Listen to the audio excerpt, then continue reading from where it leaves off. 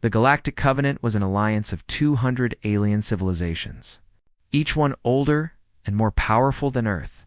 They had technology that could reshape planets, ships that could cross galaxies in days, and lifespans that stretched across thousands of years. Humans, with their fragile bodies and short lives, were like children stumbling into a room full of giants. The aliens tolerated humanity. Nothing more? They gave humans the jobs no one else wanted. Border patrol on dangerous frontiers, mining operations on toxic worlds, peacekeeping missions in war zones where death came easy and cheap.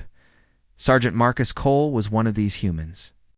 He was 32 years old, which meant he had already lived nearly half his life by human standards.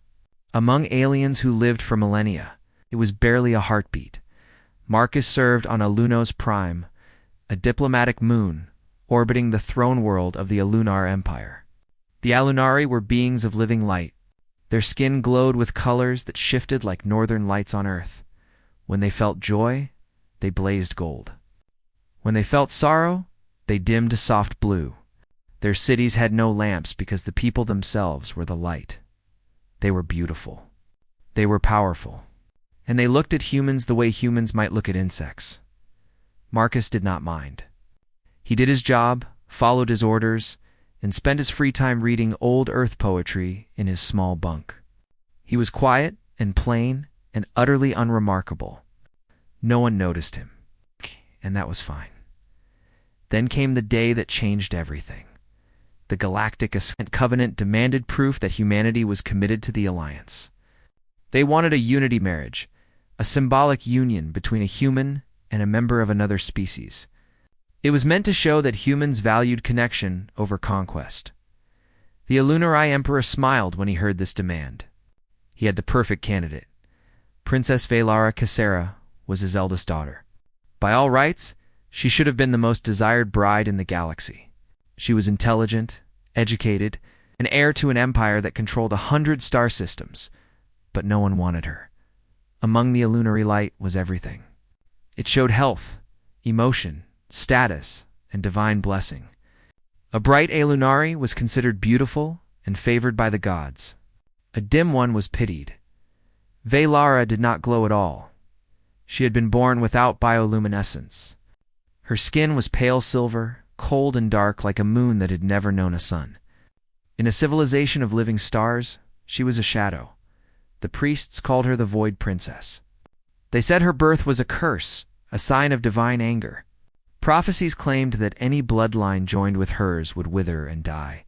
17 noble suitors publicly rejected her. Each rejection was broadcast across the empire, turned into entertainment for the masses.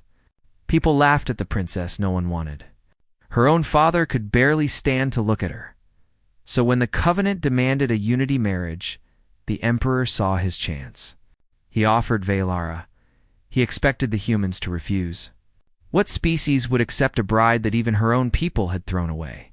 When they refused, he could blame humanity for breaking the alliance. He could finally expel these primitive newcomers from the Covenant. The Emperor announced his offer before the full Covenant assembly. Diplomats from 100 worlds watched, waiting for the humans to sputter excuses and retreat in shame. The human ambassador looked uncomfortable. He asked for time to find a volunteer. 3 days passed. The galaxy waited. It's already preparing mockery for humanity's inevitable failure. Then Marcus Cole stepped forward. He was not a diplomat or a politician. He was just a sergeant, a nobody among nobodies. When his superiors asked why he had volunteered, his answer confused everyone. "I read her letters," Marcus said. "The ones she wrote to her mother's grave." The letters had been stolen from Velara's private quarters and published in galactic tabloids as a joke. Comedians had read them aloud on entertainment programs, laughing at the sad little princess who talked to the dead. But Marcus had not laughed in those letters. Velara wrote about loneliness that went deeper than space. She wrote about watching her sisters shine at festivals while she hid in corners. She wrote about learning to love gardening because plants did not care if she glowed. She wrote about wondering if the universe had made a mistake when it created her. "They were the most honest things I ever read," Marcus told his commanders. Someone should tell her that. The human ambassador tried to talk him out of it. This was politics, not romance. The Alinari were using Valara as an insult. By accepting her, humanity would be accepting the galaxy's trash. Marcus did not care. She's not trash, he said. She's just alone. I know what that feels like. The news spread across the galaxy like fire. A primitive human, a mere sergeant with a lifespan shorter than an Illuminari childhood, had agreed to marry the Void Princess. The bride that gods themselves had rejected would be wed to a creature who could not even glow. Some called it desperate. Some called it foolish. Many called it the funniest thing they had heard in centuries. On Aluno's prime, in her cold chambers in the forgotten wing of the palace, Valara heard the news alone. A human had accepted her. A human she had never met. From a species she barely knew existed. She did not know whether to laugh or cry. Her younger sister, Ithari, visited her that night. Ithari glowed like a sunrise, beautiful and bright, and everything Valara was not. "Congratulations," Ithari said, her voice dripping with false sweetness. "You finally found someone desperate enough to take you, a mayfly. A creature that will be dead before you finish your morning tea." Valara said nothing. She had learned long ago that words only gave her sister more weapons. "Father is pleased," Ithari continued. "He says this human will be dead in 50 years, 60 at most. Then you can fade into obscurity where you belong. You will be a widow, forgotten and alone, exactly as the gods intended." After her sister left, Valara sat in silence for a long time. She thought about the human who had volunteered for her. She wondered what kind of creature reads stolen letters and finds honesty instead of humor. She wondered if he knew what he was getting into. On the other side of the moon, Marcus Cole finished his patrol shift and returned to his bunk. His fellow soldiers looked at him differently now. Some thought he was brave. Most thought he was insane. He pulled out his tablet and read Valara's letters again. He read about her garden, her loneliness, her quiet hope that somewhere in the universe there was a place where darkness was not a crime. He did not know what awaited him. He did not know about the politics, the prophecies, or the enemies he had just made. He only knew that somewhere in that palace there was a woman who had been told her whole life that she was nothing, and he thought that was wrong. The wedding was set for the following month.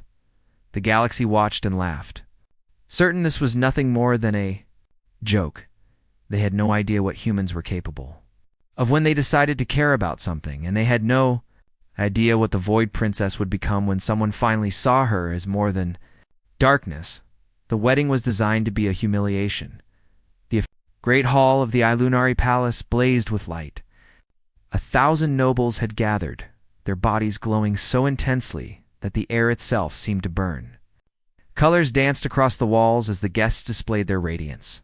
Gold and silver, blue and violet, every shade of the rainbow moved through the crowd like living fire. In the center of this brilliance stood Valara. She wore ceremonial white, as tradition demanded. But where other Illuminari brides would have glowed through the fabric, making their gowns shimmer like clouds around a star, Valara's dress simply hung there, flat, dull, dead. She looked like a ghost at her own wedding. The nobles whispered and laughed behind their hands. Some did not even bother to hide their mockery. A few had brought their children to watch, teaching them what happened to those the gods did not favor. Then Marcus Cole walked down the aisle. He wore his military dress uniform, dark blue with silver buttons. He had no glow, no radiance, no light at all. He was small compared to the Alinari, plain compared to their beauty, and mortal compared to their endless lives. But he walked with his head high, and he looked only at Valara. She had prepared herself for disappointment. She expected him to avoid her eyes, to flinch when he saw her darkness up close. Every suitor before him had done the same. They had looked at her and seen only absence, only void, only nothing. Marcus looked at her and smiled. It was a small smile, a little nervous, but it was real, and it was meant for her. The ceremony was brief. The vows were spoken. When the priest declared them bonded, no cheers rose from the crowd. The nobles watched in satisfied silence. certain they were witnessing a tragedy. Afterward, the newlywed couple was escorted to their quarters. Not the royal apartments, of course. Those were reserved for family members who mattered. Instead, they were given rooms in the east wing of the palace, a section that had been abandoned for decades. The walls were dusty. The windows were cracked. The message was clear. You are exiled. You are forgotten. You are nothing. Valara expected Marcus to complain. Any reasonable person would have. Instead, he looked around the shabby rooms and nodded. Quiet, he said. I like quiet. She did not know what to say, so she said nothing. The first weeks of their marriage were awkward and strange. Valara kept waiting for Marcus to reveal his true self, to show the cruelty or indifference that surely lay beneath his calm surface, but it never came. He asked her about her day. He listened when she answered. He noticed when she seemed tired and suggested she rest. Small things, tiny things, things that should have meant nothing, but no one had ever done them before. One evening, he found her in her greenhouse. It was her private sanctuary, a small glass room filled with plants she had collected from across the galaxy. Most of them were bioluminescent, glowing softly in shades of blue and green and gold. They're beautiful, Marcus said. Valara looked at the flowers. Their light was soft and gentle, nothing like the harsh radiance of her people.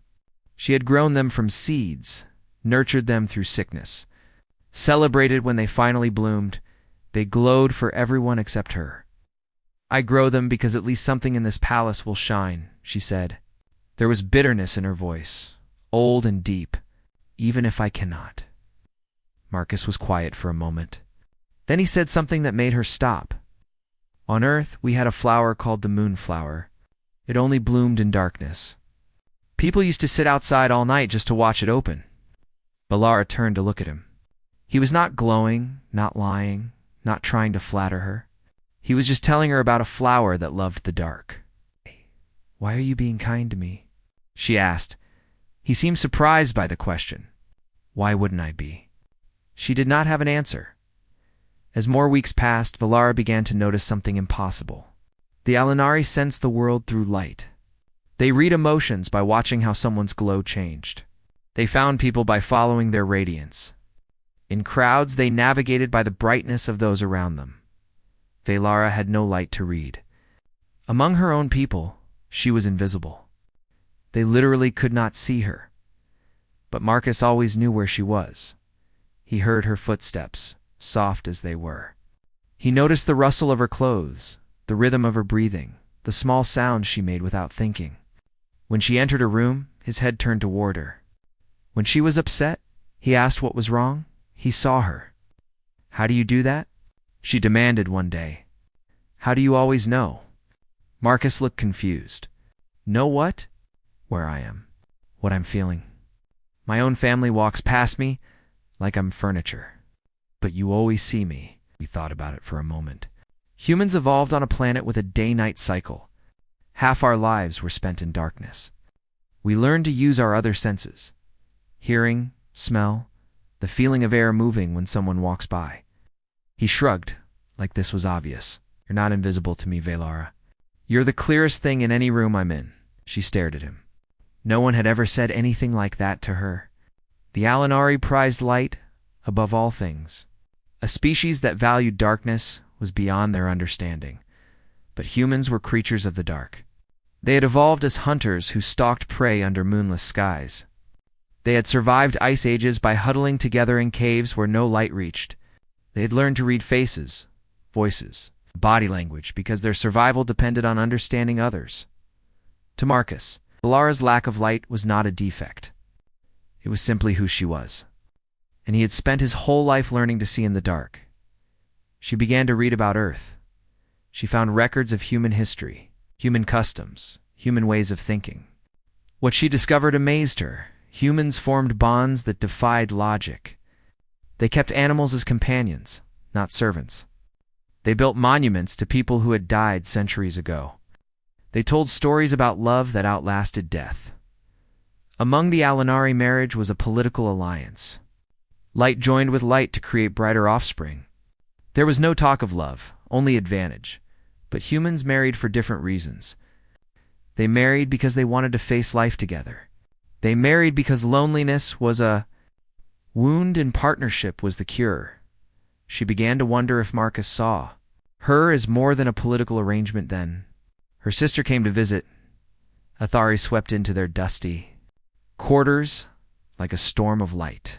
She looked around with disgust, then fixed her brilliant gaze on Valara. "I came to warn you," Athari said. "Out of the kindness of my heart," Valara waited. "This marriage was Father's idea," Athari continued. "The whole thing. He arranged for the covenant to demand a unity marriage. He offered you because he wanted you gone. He expected the humans to refuse, but this fool surprised him." She glanced at Marcus with contempt. "There's an old law. Any princess who produces an heir becomes eligible for the throne. Father never worried about it because no one would ever have children with you. But now, ... She let the sentence hang. "Now there's a chance," Valara finished. "Now there are people who want to make sure that chance never comes," Athari said. "Stay childless, sister. Stay quiet. Stay in your corner and let the rest of us shine, or face the consequences." After Athari left, Marcus looked at Valara. What did she mean by consequences? He asked before Valara could answer. The lights in the hallway went out, and in the darkness, footsteps approached. 12 assassins moved through the palace corridors. Like shadows, they were members of an extremist cult that believed Valara's existence was an insult to the Illuminari gods. For years, they had waited for the chance to purify the royal bloodline. Now, with the princess married to an alien and living in the forgotten East Wing, that chance had come. They had dimmed their bioluminescence to almost nothing. Among the Alinari, this was the height of stealth. With no light to betray them, they believed themselves invisible. They did not understand what they were walking toward. Marcus. Cole was not asleep. Humans did not sleep like Illuminari. The Illuminari entered deep rest cycles that lasted for hours, their consciousness fading completely until they woke. But humans had evolved differently. On Earth, the night had been filled with predators. Sleeping too deeply meant death, so humans learned to sleep lightly. They learned to wake at strange sounds, at the feeling of movement, at the instinct that something was wrong. Thousands of years of survival had written this warning system into their blood. Marcus lay in bed with his eyes closed, but his mind was not at rest. He heard the footsteps in the corridor. Soft steps, careful steps, steps that were trying not to be heard, steps that were coming closer. He opened his eyes. The darkness did not bother him. Humans had spent half their existence in darkness. Their eyes could adjust, their ears could guide them, and their instincts could fill in the gaps. He moved silently to the door and pressed his ear against it. Multiple sets of footsteps. At least 10, maybe more. Moving in formation, this was not a social visit. Marcus grabbed a service knife and a heavy metal pipe from the bathroom. He had no armor, no weapons designed for combat, nothing but tools and the body he was born with. It would have to be enough. He woke Valara with a hand over her mouth. Her eyes went wide with fear, but he held a finger to his lips and pointed at the door. She understood immediately. "The back corridor," she whispered. "There's a servant passage." He shook his head. "They'll have it covered. Stay here. Lock the door. Don't open it for anyone but me." Marcus. "I'll be back," slipped out into the darkness before she could argue. The first assassin never saw him coming. Marcus moved through the shadows, like he had been born in them. Because in a way he had.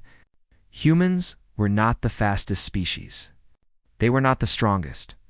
They did not have claws or venom or natural armor, but they had something else. Humans were persistence predators. On ancient Earth, they had hunted prey not by outrunning it, but by following it until it collapsed from exhaustion. They could track wounded animals for days. They could keep moving when other creatures had to stop, and when they fought, they did not stop until the fight was over. Marcus took down the first assassin with a strike to the throat. The alien crumpled without a sound.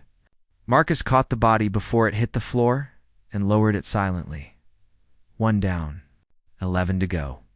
The corridor was narrow, designed for servants rather than nobles. Marcus used this to his advantage. The assassins could not surround him. They had to come at him one or two at a time. The second assassin died with a knife in his chest. The third managed to cry out before Marcus silenced him, alerting the others. Now, it was a real fight. They came at him in a rush. Illuminari warriors, trained from birth, glowing with battle fury as their bodies lit up in rage. They were taller than Marcus, stronger than Marcus, faster than Marcus, but Marcus had something they did not. He had 10,000 years of human warfare encoded in his training. Techniques passed down from soldiers who had fought in trenches, in jungles, in cities, in every terrible place where humans had killed each other. He knew how to fight dirty. He knew how to use terrain. He knew how to keep going when his body screamed at him to stop. The first warrior swung at him with a blade of hardened light. Marcus ducked under it and drove his pipe into the alien's knee. The joint shattered. The warrior fell, screaming. The next one came from behind. Marcus spun, taking a cut across his arm, but getting inside the alien's reach. He headbutted the warrior in the face, feeling cartilage crunch. Then he threw the stunned alien into his companions, creating chaos. He was bleeding now. The cut on his arm was deep, but humans had evolved to function through pain. Adrenaline flooded his system, dulling the agony, sharpening his focus. Another warrior died. Then another. The remaining assassins fell back, regrouping. They had expected to kill a sleeping princess and her primitive husband. They had not expected this. What kind of creature kept fighting after being wounded? What kind of species turned pain into fuel? Marcus did not give them time to wonder. He pressed forward, using the fallen bodies as obstacles, forcing them to trip and stumble. He fought without honor, without rules, without anything but the desperate need to protect what was his. His wife was behind that door. His wife, who had spent her whole life being told she was worthless. His wife, who had finally started to believe she might matter. No one was going to take her from him. The fight ended 20 minutes later. 8 assassins lay dead. 4 had fled into the night, their nerve broken by a creature they could not understand. Marcus stood in the corridor bleeding from 7 wounds, a broken light fixture in his hands. When the palace guards finally arrived, they found him standing over the bodies like a statue. He did not lower his weapon until he had personally verified the identity of every guard, demanding passwords and confirmations. Only then did he allow himself to collapse. Velara burst from the room and caught him before he hit the floor.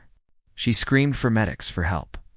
For anyone who could save the human who had just fought an army for her. The footage leaked within hours. Someone had hacked the palace security systems and sent the recordings to every news network in the galaxy. Billions of beings watched as a single human, armed with nothing but a knife and a pipe, held off 12 Illuminari warriors in the dark. They watched him take wounds that should have stopped him and keep fighting. They watched him refuse to retreat, refuse to surrender, refuse to die. They watched him stand guard over his wife even after the battle was over, ready to fight again if necessary. The commentary exploded across the networks. They have no natural weapons, one analyst said. No claws, no venom, no armor. How is this possible? Illuminari scholars began researching human history. What they found terrified them. Humans had hunted creatures 10 times their size to extinction. They had survived ice ages that killed countless other species. They had split atoms and walked on their moon and spread across their planet like a force of nature. One scholar's report went viral. Call them primitive because they are young. We were wrong. They are not primitive. They are something far worse. They are persistent. They are adaptable. And they are absolutely terrifying when they decide to protect something they love. In the medical wing, Velara sat beside Marcus's bed. The doctors had patched his wounds, and he was sleeping now, finally allowing himself to rest. She held his hand and watched him breathe. Why? She whispered. Why did you fight for me? His eyes fluttered open. He looked at her for a long moment. You're my wife, he said simply. That means something where I come from. She did not know how to respond. Among the Illuminar marriage was strategy. It was alliance. It was light joining light for political advantage. But humans were different. They bonded like wolves. They protected their own with a ferocity that defied logic. She had married a predator, a creature that had looked into the darkness and made it his home. And he had chosen her. Outside the medical wing, news spread across the galaxy. The Void Princess and her human husband, the primitive species that had shocked the universe, something was changing. Something was waking up, and it was only the beginning. The Emperor summoned Marcus to the throne room 3 days after the attack. The charges were simple. Marcus had killed 8 Alunari citizens. It did not matter that they were assassins. It did not matter that they had come to murder his wife. The law was clear. No lesser species could shed noble blood. The penalty was death. The throne room was the heart of the Alunari Empire, a vast chamber of crystal and light. The Emperor sat on a throne that blazed like a captured sun. Around him, the highest nobles of the realm glowed in their finest radiance. They had come to watch a human die. Marcus stood before them in simple clothes. His wounds were still healing. He looked small and fragile compared to the giants who judged him. Valera watched from the gallery, her heart pounding. She had tried to stop this trial. She had begged her father for mercy. He had refused without even looking at her. The Emperor spoke, his voice echoing through the chamber. The human Marcus Cole stands accused of murder. The evidence is clear. The punishment is death. Does anyone speak in his defense? Silence filled the room. No Alunari would risk their reputation for a human. Then Valara stood. I speak for him. The court erupted in whispers. The Emperor's eyes narrowed. You have no standing here, he said. You are not a voice of the court. I am his wife, Valara replied. Under the ancient law of the bonded, I may stand trial in his place. If I speak for him, I accept full responsibility. The penalty for failure falls on me. The law was old, nearly forgotten. But it was still law. The Emperor hesitated. If he refused, he would be breaking traditions older than his reign. But if he accepted, his voiceless daughter would speak before the entire empire. He had no choice. Speak then, he said coldly. Let us hear what the Void Princess has to say. Valara descended from the gallery and walked to the center of the throne room. Every eye was on her. For the first time in her life, she was not invisible. She was terrified. But she thought of Marcus, standing in that dark corridor, fighting impossible odds because he believed she was worth protecting. If he could be brave, so could she. The human is accused of murder, Valara began. But who were his victims? Holy warriors, you say. Faithful servants of the gods. Let me tell you who they really were. She pulled out a data chip and activated it. Holographic images filled the air above the court. Communications, financial records, orders passed through secret channels. These assassins were funded by members of this court. Their mission was not divine justice. It was political convenience. They came to kill me because some of you wanted me dead. The whispers became shouts. Nobles pointed at each other, denying involvement. The Emperor's face was stone. Valara named names. She showed evidence. Months of careful listening, of being ignored and overlooked, had allowed her to gather secrets that powerful people thought were safe. They had forgotten that shadows could still hear. My husband did not commit murder, she said.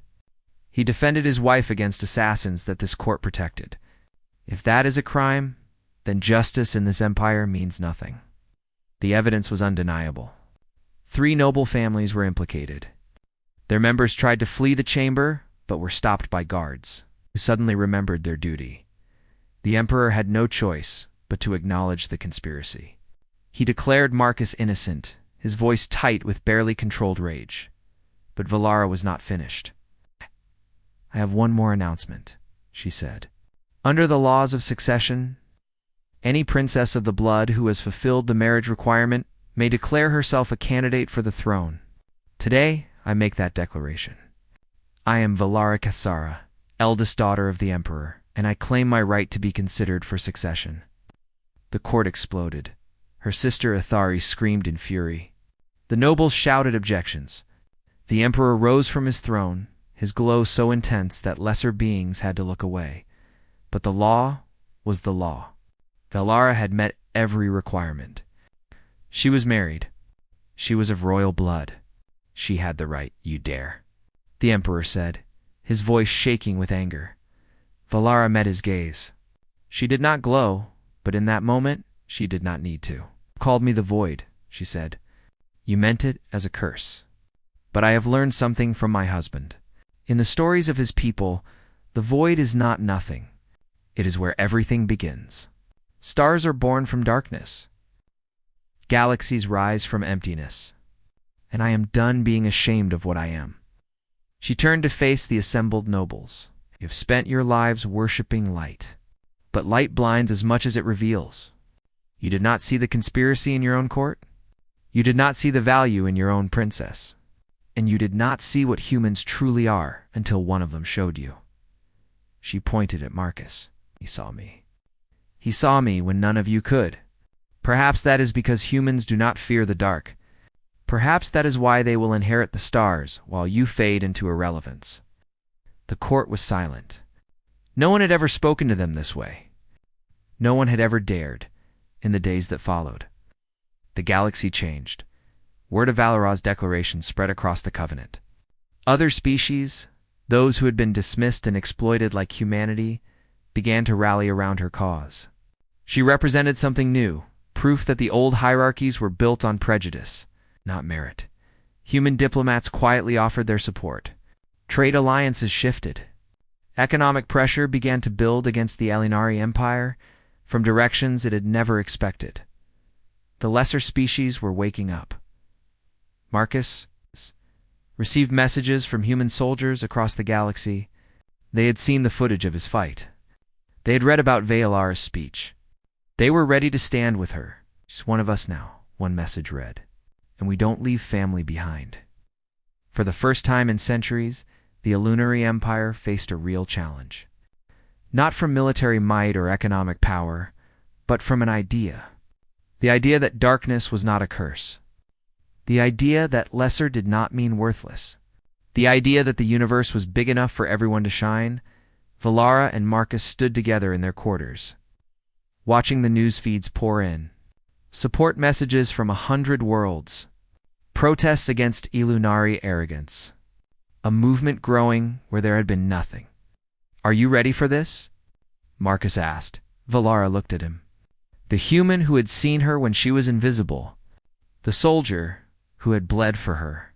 The husband who had changed her life with simple kindness. Oh, she admitted. But I will do it anyway. That is what you taught me, he smiled. Humans call that courage. Outside, the stars burned in the endless dark. The same darkness that had created them. The same darkness that Valara now claimed as her own. The Emperor, watching from his throne room, understood that he had made a terrible mistake. He had tried to throw away his worthless daughter. Instead, he had created an enemy, and she was no longer alone. He summoned his advisors and issued an ultimatum. Valara could withdraw her claim and be forgiven. Or she could face the trial of light, an ancient ceremony that would kill her. When the message reached Valara, she read it calmly. Then she accepted.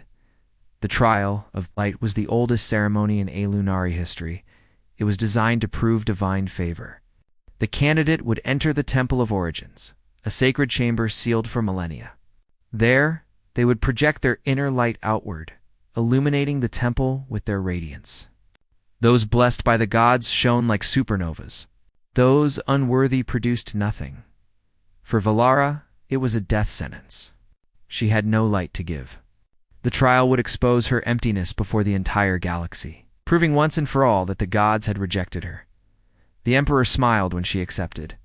The court believed they were about to watch an execution disguised as tradition, the night before the trial. Marcus found Valara in her garden. She was kneeling among her flowers, the bioluminescent plants glowing softly around her. They were beautiful. These living lights she had nurtured from seeds. They glowed for everyone except the woman who loved them. Marcus sat beside her on the cold ground. I am afraid, Valara said quietly. Not of dying. I have imagined my death 1,000 times. I am afraid of proving them right. that I am truly nothing, that the universe made a mistake when it made me. Marcus was silent for a moment. Then he spoke. On Earth, we had a star.